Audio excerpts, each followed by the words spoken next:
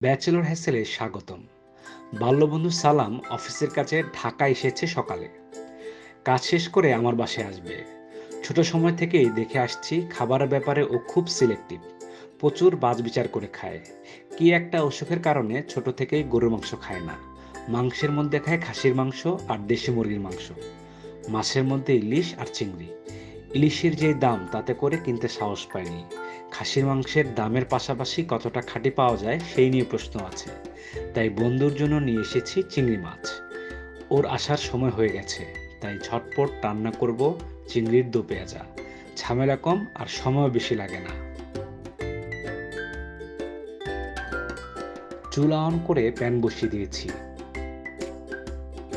গরম হতেই দিয়ে দিলাম তেল।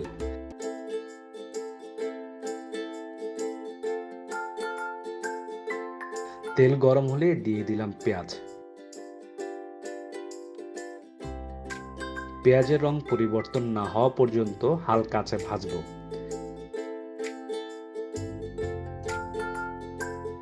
এখন দিলাম 1 চামচের মতো করে মরিচ, হলুদ আর জিরা গুঁড়া, লবণ আর একটু পানি দিয়ে কষিয়ে নেব।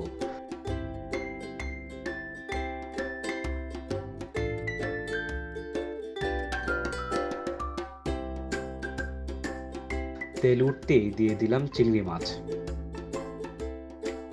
ভালোভাবে নেড়ে চেড়ে কষিয়ে নেব।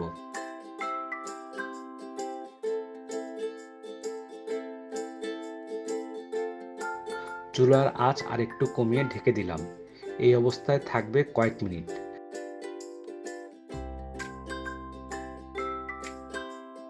ঢাকনা তুলে নেড়ে চেড়ে দিলাম। কষানো শেষ। এ পর্যায়ে দিলাম পানি।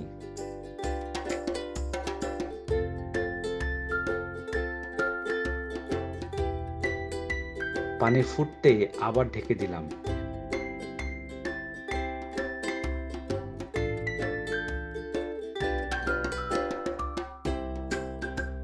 ঢাকনা খুলে নেড়েচেড়ে ধনেপাতা দিয়ে শেষবারের মতো ঢেকে দিলাম, যাতে ধনেপাতার কাঁচা ভাব না থাকে।